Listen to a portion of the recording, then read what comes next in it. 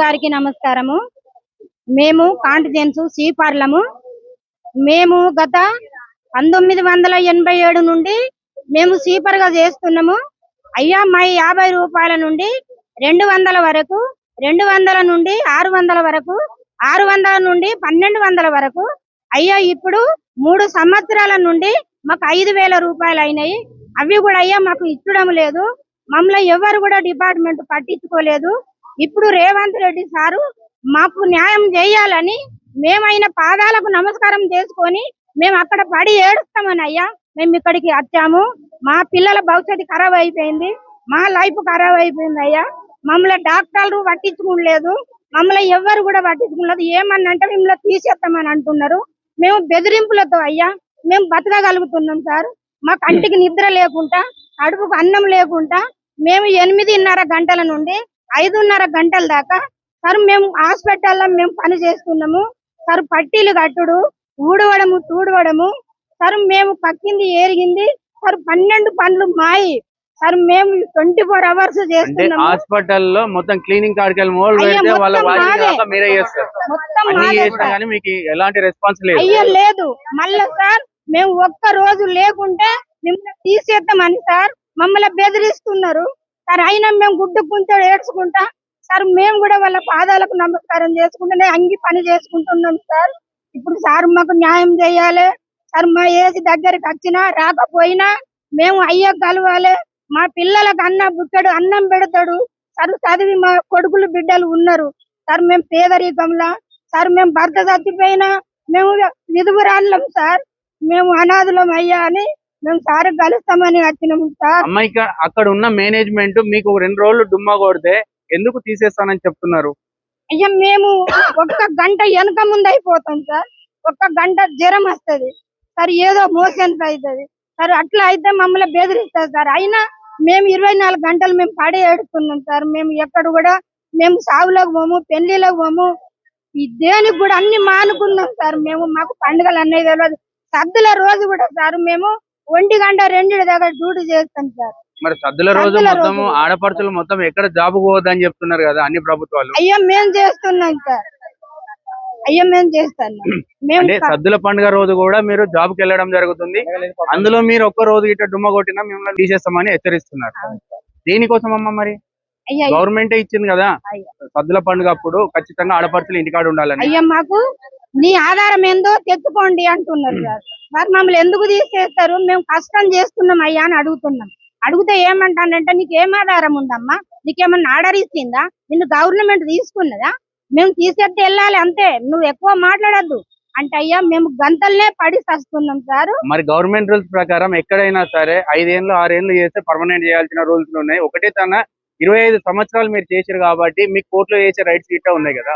అయ్యా మేము కోర్టు దాకా కూడా పోయినాము.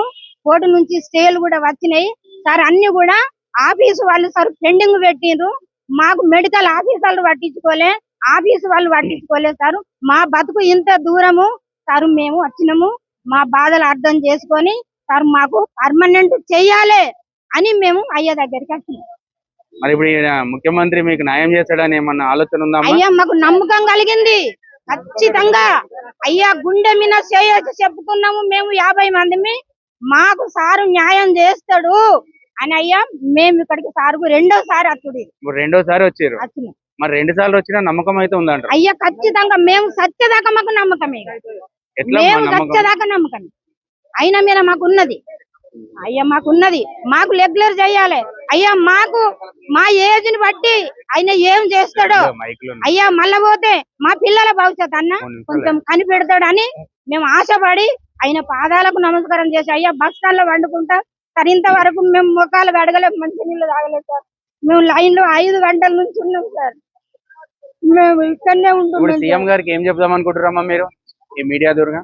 అయ్యా మాకు పర్మనెంట్ చెయ్యాలి, మా బాధలు అర్థం చేసుకోండి అయ్యా అని మేము వచ్చినాం సార్. సారు వెళ్తామని వచ్చినాం. మీ పేరు, మీరు ఎక్కడి నుండి వస్తున్నారు, దేనికోసం వచ్చారు? అన్న మేము గవర్నమెంట్ హాస్పిటల్లో మేము ఒక జాబ్ చేస్తాము. మేము కంటిన్యూట్ గా వర్కర్ గా చేస్తున్నాం. మేము గత 20 సంవత్సరాల నుండి మేము చేస్తున్నాము. మా వేతన చాలా వేతనం ఇస్తున్నారు. మాకు చాలా పనులు చేస్తున్నారు. దాని గురించి గౌరవనీయులైన ముఖ్యమంత్రి రేవంత్ రెడ్డి గారి దగ్గరికి మేము వచ్చేసినాము. మేము వరంగల్ జిల్లా నుంచి వెళ్ళి వచ్చేసిన సార్ మేము. మాకు ఏదన్నా ఒకటి పరిష్కారం ఏంటంటే మాకు పర్మనెంట్ అన్నా చేయాలి, లేకపోతే ఏదన్నా ఒకటి మాకు చాలీసాలని జీతంలతోటి మా పిల్లలు మేము కూడా బతకాలంత కష్టం లేదు మాకు. మేమే ఇక్కడ 30 సంవత్సరాల నుంచి వెళ్ళి మేము చేసుకుంటూ మేము ముసలోళ్ళు అయిపోయినాం. మా పిల్లలు కూడా ఇప్పుడు కూడా అదే పొజిషన్ లోకి వస్తున్నారు. మేము చదువుకునేంత స్తోమత లేకపోతుంది. ఇక్కడ పనులు కూడా చాలా కష్టంగా చేపిస్తున్నారు. డైలీ వచ్చి పోకపోతే మాత్రం హాస్పిటల్ పోకపోతే మిమ్మల్ని తీసేస్తా అంటున్నారు. మాకు ఆ జీతం చాలడలేదు. మాకు చాలీసాలంతో జీతంతో మాకు ఏది అయితే సార్. మీరు ఒక్కసారి మీరు రేవంత్ రెడ్డి గారు మినిస్టర్ గారు మీరు మాకు కూడా మీరు మాకు కూడా ఏదైనా న్యాయం చేయాలని మేము ప్రగతి భవన్కి వచ్చినాం సార్. మాకు ఏదైనా ఒకటి అయ్యేదాకా మాత్రం నిర్ణయించుకోదాకా మేము ఇక్కడికి వెళ్ళిపోవడం లేదు సార్. మాకు మీరు దయచేసి మాకు ఏం చేస్తారా, పర్మనెంట్ చేస్తారా, ఏం చేస్తారు అనేది కావాలి మాకు. మా పిల్లలు కూడా రోడ్డు మీద పడి అడకతింటున్నారు సార్. మాకు ఈ 5,000 జీతంతో 2,000 నుంచి వెళ్ళి 2,000 నుంచి వెళ్ళి మాకు 200 నుంచి వెళ్ళి ఇప్పుడు 5,000 అక్కడ వచ్చింది. 5,000 రూపాయలు కూడా మాకు 5,000 రూపాయలు మాకు 2-3 నెలలకు, 4 నెలలకు, 5 నెలలకు ఇట్లా బడ్జెట్ లేదనుకుంటా మమ్మల్ని ఇబ్బంది చేసుకుంటూ ఆ బడ్జెట్ కూడా శాంక్షన్ చేస్తున్నారు సార్. మాకు తప్పకుండా మీరు రేవంత్ రెడ్డి గారు మీరు ఎట్లా చేసి మీరు మా కోరికలు మీరు నెరవేర్చాలని దయచేసి మేము అన్ని జిల్లాలలో ఇక్కడికి వచ్చేసినాం. మీ వల్ల మీరు దర్శనం అవుతారని వచ్చినాం, కానీ కాకపోతే మీరు దర్శనం కాలేదు మాకు.